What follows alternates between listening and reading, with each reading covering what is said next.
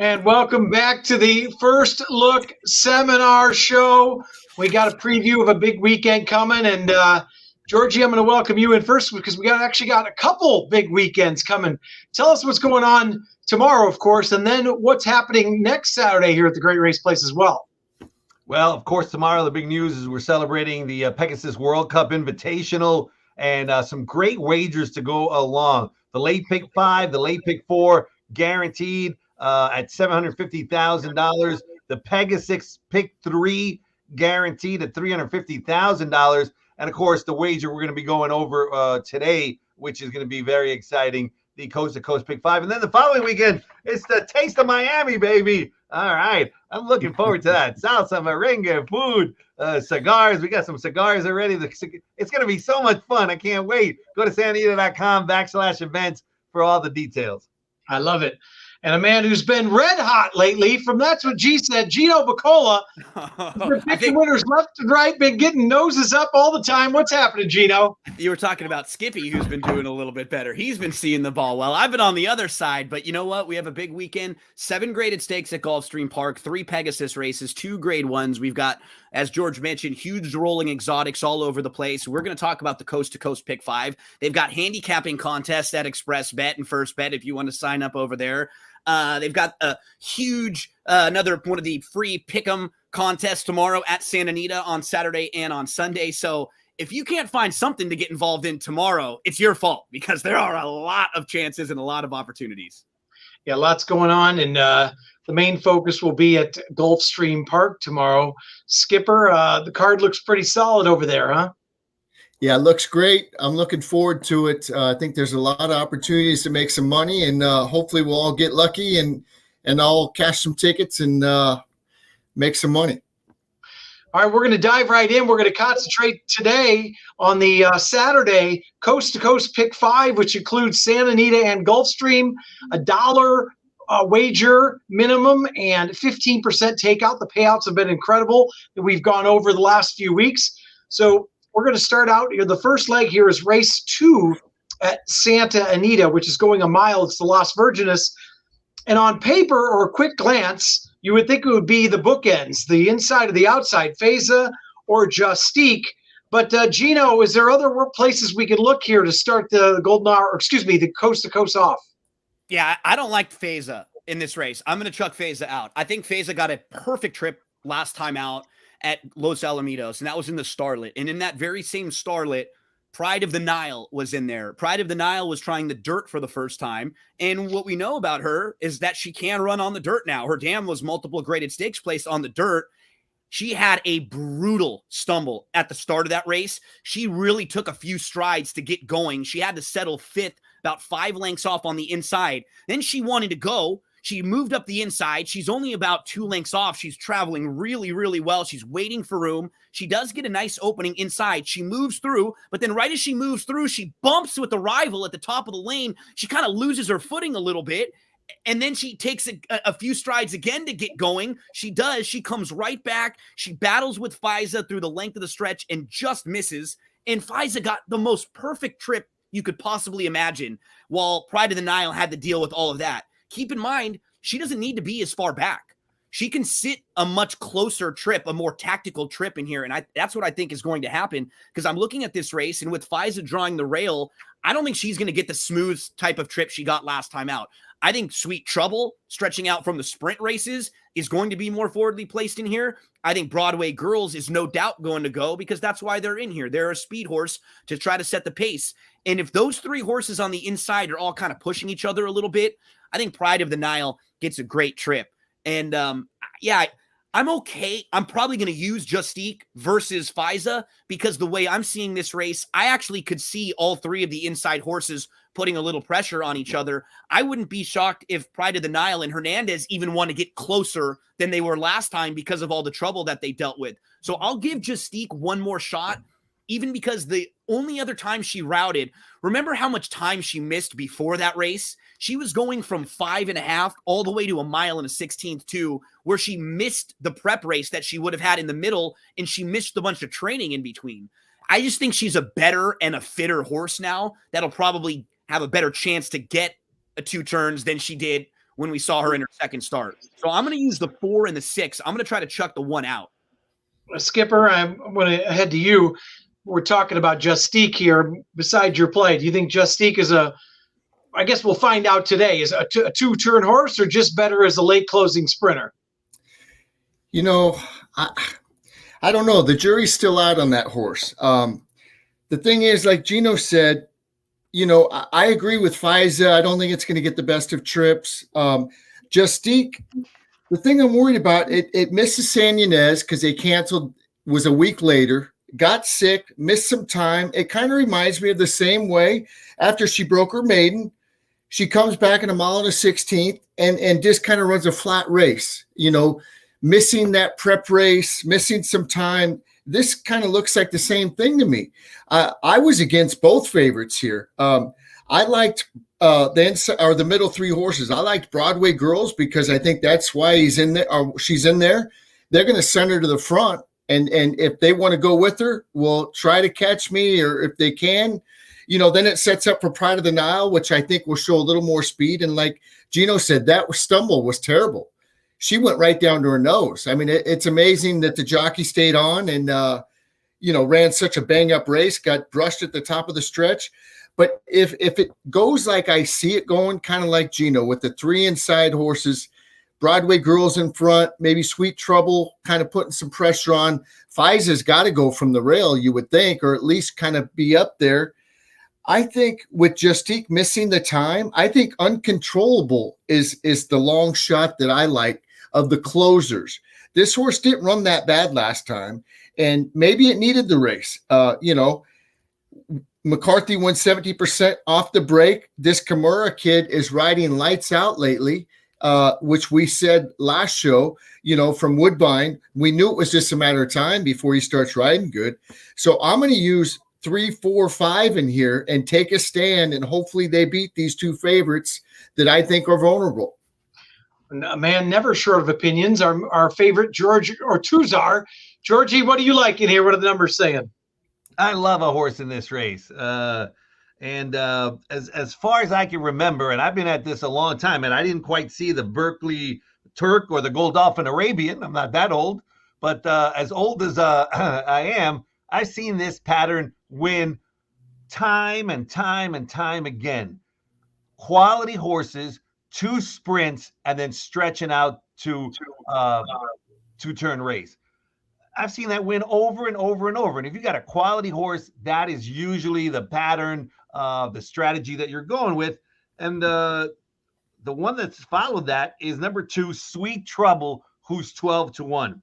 Phil D'Amato, they paid $600,000 for this one. He's not an idiot. He's not putting in a maiden in a grade 3 if he doesn't have a chance. If this one was kind of a nice horse, he'd be in a maiden race. I believe this filly is going to be something special, improved dramatically from race 1 to race 2. Comes in, that race on January 6th represents the fastest thoroughgraph number in the race. So you got a runner who is quick, doing what has to be done, 2 sprints, stretching out to a turn against FISA, who is easily beatable in this race. Pioneer of the Nile should have beat that one last time out. Justique, who the jury is out whether that one's a sprinter only or not, and I'm thinking it's going to be a sprinter. So Pride of the Nile is my biggest fear because I had a legitimate excuse, but I love Sweet Trouble. Going to be singling that one on a couple of tickets, betting her to win for sure, and hopefully she'll get the job done.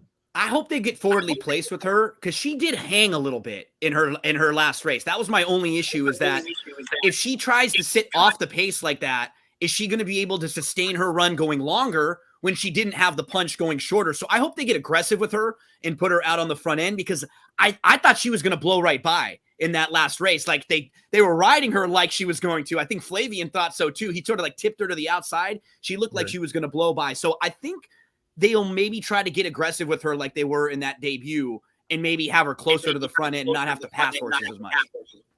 Well, after one leg, we've already entered the no chalk zone, that's for sure, because no one really likes the inside or the outside horses who are going to be heavily favored. I'm in agreement with you guys. I think it's a wide open race, much more to it than just, it's for a 6-pack. It's a very interesting race where when you look at it first, everyone's going to go inside outside. But when it's not a strong group, honestly, like let's be like Justique is nice because we remember visually what she did early on, and that's why I will use her, just because I think she might just be better than this group. Honestly, she might just be more talented than the most of this group and just be a little bit better. But yeah, that's probably why Georgie D'Amato even threw a horse like Sweet Trouble in, because what if this horse runs third here and all of a sudden you're graded stakes placed already, like right off the bat? So you give yourself a nice opportunity. Well, Pride of the Nile could be anything too, because the only race we've seen 2 turns, like you said, with all the trouble, was absolutely amazing. I mean, that, like you and Skip both said, literally went to her nose at the start and still lost by a nose. So, and she incredible. debuted in a stakes race towards the end of the Del Mar meet, so she was probably, I don't want to say behind, but if she would have been ready to rock, she would have been in a maiden special weight race like a month earlier. But they know that she's nice. They put her in that stakes race right off the bat, and she had legitimate trouble and came from way out of it. Like, she has not run a bad race. Yep. All right. We spent quite a long time on the 6-horse field. We'll be here for the next 3 hours to cover the next 4 races. Let's move on to the second leg, Skipper, which is race 11 at Gulfstream Park. 1 mile and a 16th on the turf. The TAA Pegasus World Cup Filly and Mare Turf Invitational, $500,000 on the line. Skip, what say you? You know, I'm going to take a stand here. I think the best filly mare in this race is the 9-horse, Santa Star. I love the races she ran at Arlington Park. I know she didn't beat a lot that day, and the pucker up grade 3, but she won for fun. She won by 3 just going away, came back at Belmont, won the Jockey Club Oaks Invitational, drawing away by a half length, but they weren't catching her. She just was drawn off. And then, you know, in the Queen Elizabeth, that was her best race. I know it was on a yielding course, but that was so visually impressive to me. And I just think she's the best. She ran in the Jenny Wiley, and she ran second to Regal Glory. We all know about Regal Glory and how good she is. The only thing I was concerned, she vanned off that day. They gave her a little time. They brought her back. She bumped at the start. None of this is in the form. She bumped at the start. The 2-horse, Dalika, came out, broke sideways, knocked her sideways, and then turning for home, another horse kind of pushed her wide. And then mid-stretch or in the stretch, another horse came in on her, and they kind of closed her, Wanaka and the inside horse, and kind of shut her off. None of that trouble's in the form. You know, I love the workout pattern. Every 7 days, she's working. Chad Brown's got her ready to go. Ortiz Jr. jumps aboard here. He could have rode a couple other ones, or at least one other one. And I think she's just going to win this race. I'm taking a stand. I will say this. Queen Goddess worked really good the other day. All right, so Queen Goddess, who we just saw beating a horse I liked, who ran second at 8-1, closing remarks, but for fun, came back to win. But Skipper Single is the 9, Georgie. What are you looking at here in the second leg? I'm going to probably use like 4 or 5 horses in here, and certainly my top pick is number 9, who's got by far the best thoroughgraph numbers. Irad Ortiz takes over. Chad Brown had some legitimate excuses last time out, but Dalika's got some good numbers. So does Queen Goddess. I think Lady Rockstar is very interesting for Brendan Walsh with Gaff Leone aboard.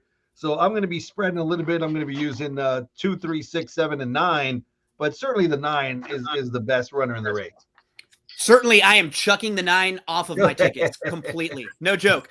What scares me about Shantasara is, so last year, you win the QE2 Cup in 2021, right? That's 3 starts back. Then she's off, which makes sense because she's off, and then is going to start her year in the Jenny Wiley last year. But when you start your year, as Skip mentioned, she gets vanned off in that race. So major issues. She's gone from April to November. She shows back up in November as your favorite, and she has a couple issues, but she wasn't going to win that race. Like, she had a few small issues. That's my only concern. I mean, Wakanaka beat her in that race on the square. To me, could she win this race if she's ready to rock? Absolutely. She's just going to be severely undervalued based on those connections in her last couple races where she's burned money already. Looking at the way the race shapes up with Dalika, who's going to be forwardly placed, with Artie's Princess, who's stretching out from some sprints. You have Queen Goddess, who is going to want to be close up I think that between those three, there will be enough pace to set up for Wakanaka.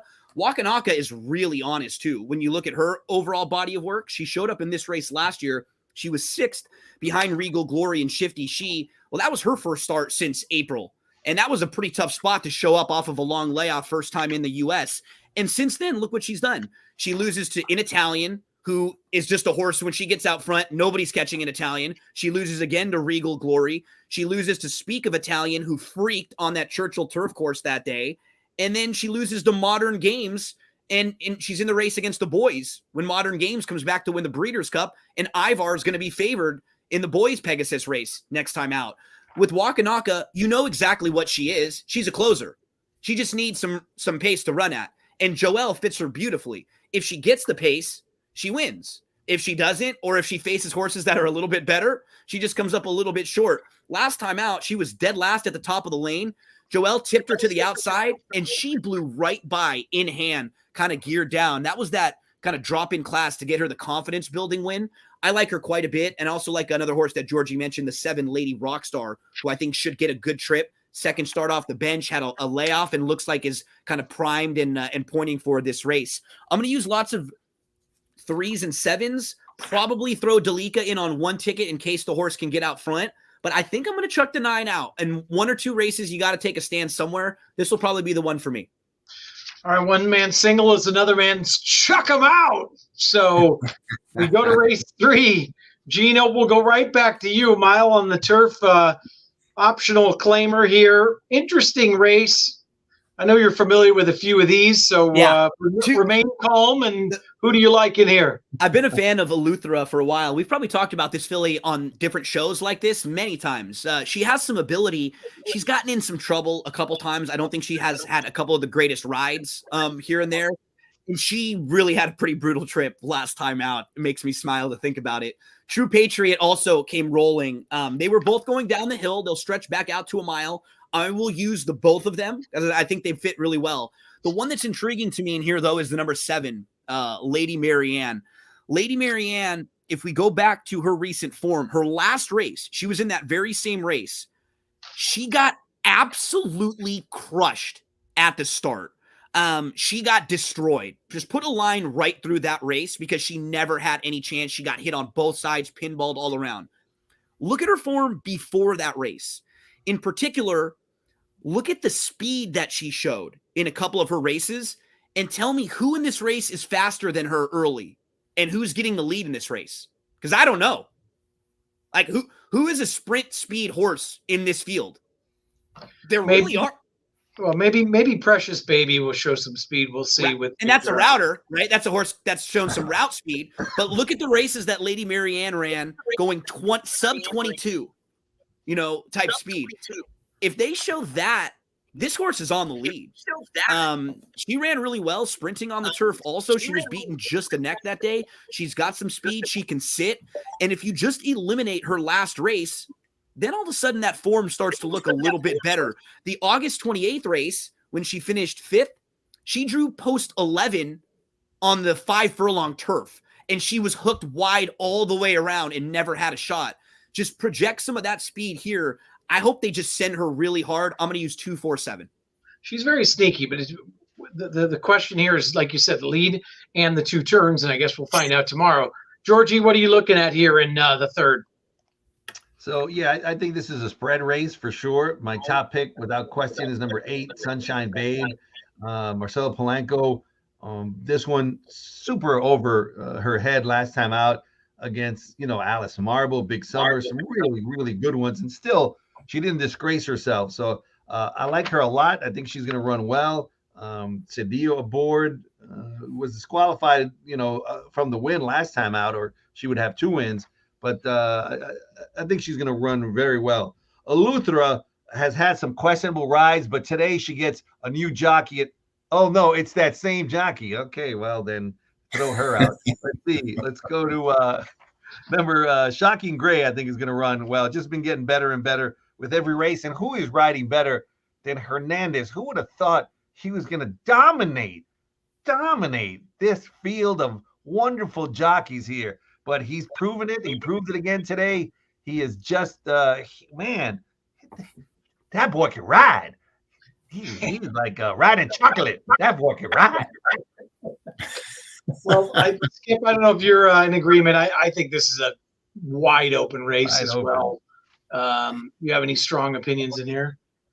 I would really like the 4 also. I was with Gino on it last time. I think I gave it out when we did this. I just don't have luck with Mario Gutierrez. And he's just one of those jocks for me that, he's won 2 Kentucky Derbies, and God bless him, but he sure doesn't win for me. And I've been alive to him with a lot of money, and I just get that ride that he didn't give in the Kentucky Derby. That's for sure. I will mention. Isn't that amazing? Just what we're talking about too. Isn't it a little amazing? Like he rode those couple races. The first one I was thinking about too, with All Have Another. Like there was no better ride that any person ever could have given a horse in the Kentucky Derby than he got, or probably in the Preakness. Honestly, like he did every single thing right with all the pressure in the world on him. I actually remember hanging out with him like the night before the Belmont. I was there with O'Neill and some of them, and they ended up having to scratch, but he would have won the next day too. He was like so cool and calm and collected. He made all the right moves with all the pressure in the world. Just the most perfect rides ever, which was crazy to think about. Yeah. But maybe that horse has found trouble 3-4 times in a row now. So Skip, you were mentioning another horse? Yeah, the only one that I'll mention that nobody did is the inside horse. It's a court. This horse going back to Calbreds. I don't know what happened last race, if it was just open company or not, but maybe they just gave it a little time and something came about it. I think that horse breaking from the inside. It's got some tactical speed.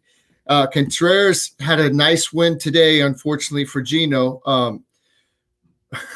But I think that horse at 8-1 might be one worth looking at.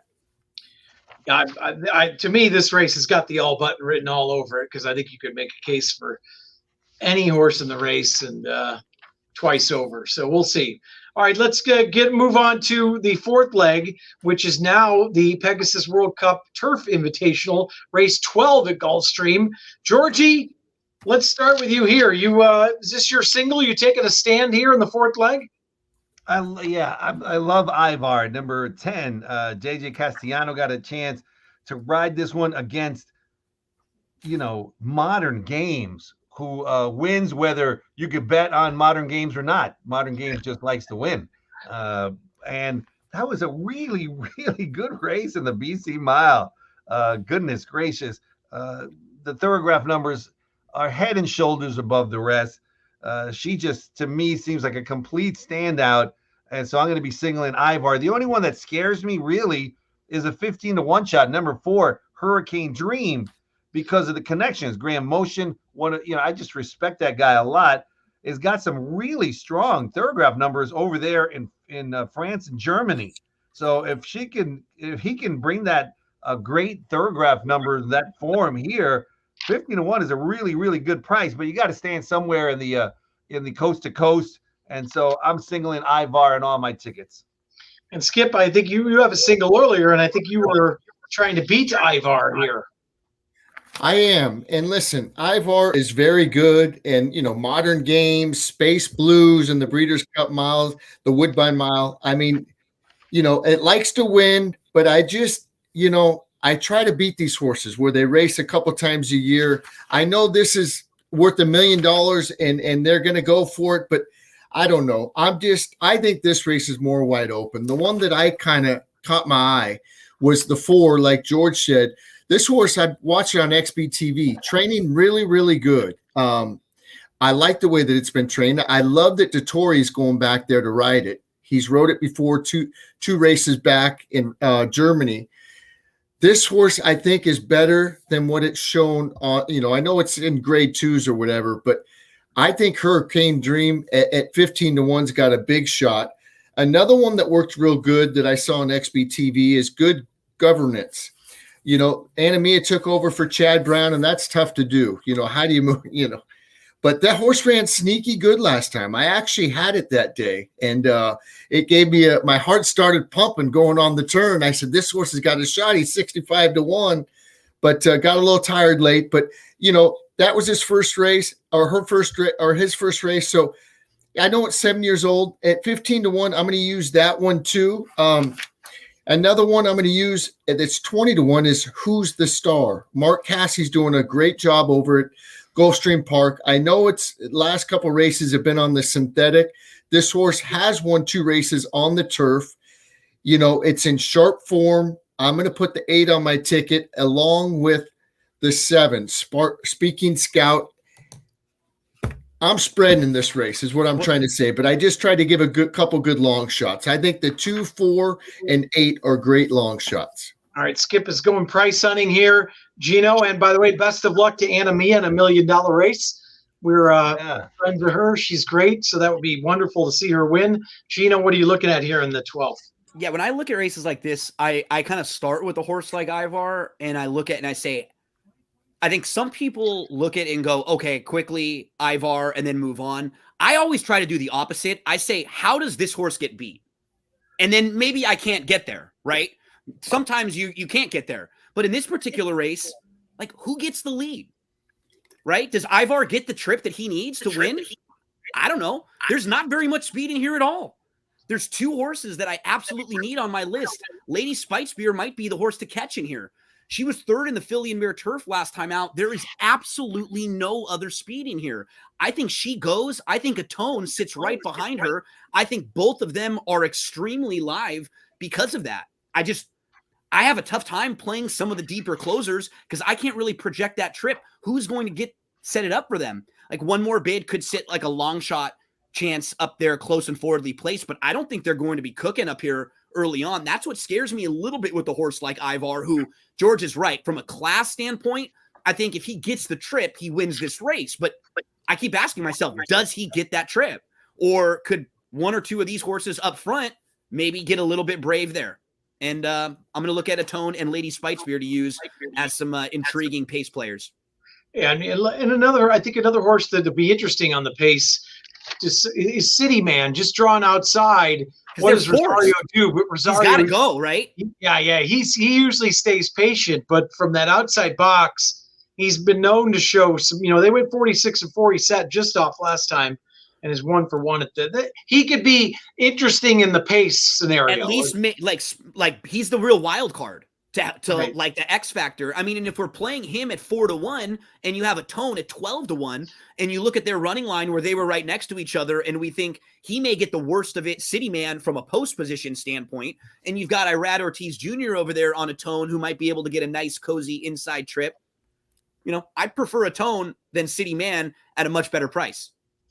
All right, let's move on to the final leg, which is the Pegasus World Cup Invitational. 3 million smackaroos on the line. Georgie, what are the numbers saying here to close it out? They're saying it's not a 1-horse race, is what they're saying. There's a lot of people I talk to that think, it's Cyber Knight's last race. He's going to be retired after this race. He came in, with a wonderful Thurgraph number, a wonderful buyer number, obviously. But first of all, I'm not in love with Florent Geroux. I know he wins races. He wins a lot of races, obviously, but I don't love the guy. He certainly struggled out here. He struggled when he came to the West Coast. That's for sure. I don't like him, and so Florent Geroux. Tell us how you really feel, George. I can see him in I don't think George is in a dead heat. They're going down the lane, and but there's some other guys in this race that have just as strong Thurgraph numbers as Cyberknife. So I see this as a spread race, and in fact, trying to beat Cyberknife. I think O'Connor has a big chance. Safi Joseph Jr. and here I am. I need a Castellano T-shirt because I'm picking him again. But I like O'Connor. His races in Chile were really strong. And then he came here and blew away a field. Maybe he bounced a little bit. I don't know. He took a step backwards. But I think he worked out well. I think O'Connor's got a big chance on Thurgraph numbers. Just ran a 1, and prior to that, a bunch of zeros. So that one is strong. Proxy just ran a couple of zeros. that one is strong. That last race, really impressive in the Clark. But don't like the fact that it's got some layoff lines in there to kind of bother me. Art Collector, obviously last race was it couldn't compete with Hot Rod Charlie, but the 2 before were really solid. So I think it's a wide open race. Even Skippy can win this race, and we never like to leave Skippy out of anything. But I have a wide open race. I don't think Cyberknife can certainly win, but I think that there's others, and my top pick's going to be O'Connor. O'Connor from the outside, trying to get the pot of gold. Skippy, you got to use Skippy Longstocking. What about a horse that we chased for a long time, who's probably going to be on the lead, and that's Defunded, who's finally winning races? Skip, is that part of your inclusion here in the last leg? Yes, I'm going to use Defunded. I'm spreading in this race also. I'm not sold on Cyberknife. I haven't had very much luck with Giroux either. I know that horse is really good, and that Breeders' Cup Mile race was very, very good. I just think this race is wide open. Defunded's always a big question mark going to the gate, how it is in the paddock. Now it's going to Gulfstream Park, a place that he's not familiar with. The weather gets a little humid down there. I don't know how the weather is right now. Maybe it's not as humid, but I think White Barrio's got to be on my ticket. I mean, he's going back to his favorite track, Gulfstream Park. He's 4 for 4 there. Sassy Joseph does unbelievable there. This horse at 10-1, it's got tactical speed, but all of his best races have been at Gulfstream Park. I got to use Skippy Longstocking. Proxy from the Rail. Georgie said it threw a couple zeros in there. I got to use that horse. Who else am I going to use? I'm going to use O'Connor also. I don't have a strong opinion. I will be spreading, but yes, Skippy Longstocking will be on my ticket. Better be. Yeah. All right. Gino, how you closing it out here? And Gino, do you have a single so far in this? I probably won't be singling, but I'll probably be shortening up in a couple races where it's just like too deep and chucking 1 or 2 favorites out. I'm not as cold on Cyberknife. It seems like a couple of the others, Georgie and Skippy are. I don't mind Cyberknife, but I won't be like singling or using. I think if he shows up with his A race, it's probably the best race. It probably wins this. And one of my buddies, Matt, wanted to give him a shout out, DeSantis. He kind of was talking about this earlier, that Baffert had mentioned Defunded didn't really like Del Mar that much. Something about like the paddock or something weird. And if you just look at those 2 bad Del Mar races, all of a sudden that makes a little bit more sense with Defunded too. Now, the problem I have with Defunded is looking at the way the race might shape up, where you have Art Collector right next door to him. You have Riding with Biden, who probably will be close up. Stiletto Boy, I think they're going to want to try to ride hard. Now, I don't know if any of them are really as fast as Defunded, so I need Defunded just in case he is that runoff type speed horse. The one who I actually like the most is for Peter Miller, is Get Her Number. I think it's a fantastic spot for Get Her Number. My major concern is, does he want to get the mile in an 8th? I think that might be a little bit beyond his scope. But remember, this horse won at a mile in a 16th in a grade 1 as a 2-year-old. And since then, he's kind of just had some issues along the way. Look at his last string of honestly, since the Triple Bend back in May, he was he was behind American Theorem twice. He has a confidence building win over at Churchill Downs. He then has a clunker at Del Mar in the Pat O'Brien, but he had legitimate trouble that day. There were a lot of horses in that race that had trouble that day. He comes back following that. He wins an allowance race. And then what I like to see, they shipped him, and he showed that he can ship and run well. He ran well over at Aqueduct. So it's not as if he was just a Southern California horse that was only good at the SoCal tracks. He was in front of White Barrio that day, and he should get the type of trip and move right into it. Is he good enough? Does he want to get the mile in an 8th? Maybe not, but you know what? He's 15-1, so that's built into the price.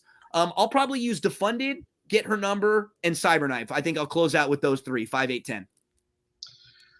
All right, that was a lot to digest there.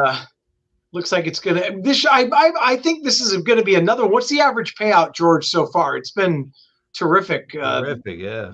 The chalk one paid $750, which was like on Sunday last week, I think, which was really chalky too. Yeah. And Saturdays paid $4,200. Right. And Yeah. that was kind of chalky until I think the last two legs of it. McCarthy's horse, the 4-horse Duvet Day won. Right. And then I think there was one other little price horse that maybe paid like That one, $12. though, right? Yeah, I think that was pretty much it for the prices. So, It's a the great other bet, one- and I think tomorrow's pays handsome. It's going to pay very nicely, and hopefully we need luck. I mean, you guys all know it. We're gamblers. We could bet the right horse. If we don't have luck on our side, I mean, we could get a bad trip, a bad ride, stumble, whatever, and it could be 5 lengths the best horse, and we could get beat a nose or a half length. You have to have luck in this game. Yep, no question. All right, so tomorrow, first post. So, Georgie, tell us about the tournament real quick before we take off tomorrow and Sunday, correct? Yeah, so tomorrow we got a $6,000 tournament. It's the Pegasus tournament, and so 5,000 of that is your bankroll. So a hefty amount is to your bankroll. I'm going to be here at 7 in the morning signing people up. Most of the people obviously are going to be signing up since it's a Gulfstream Park contest. But certainly meet me at the Eddie Logan room if you want to sign up for the contest. And then Sunday, it's a $500 contest. So a little bit easier. It's a Santa Anita contest.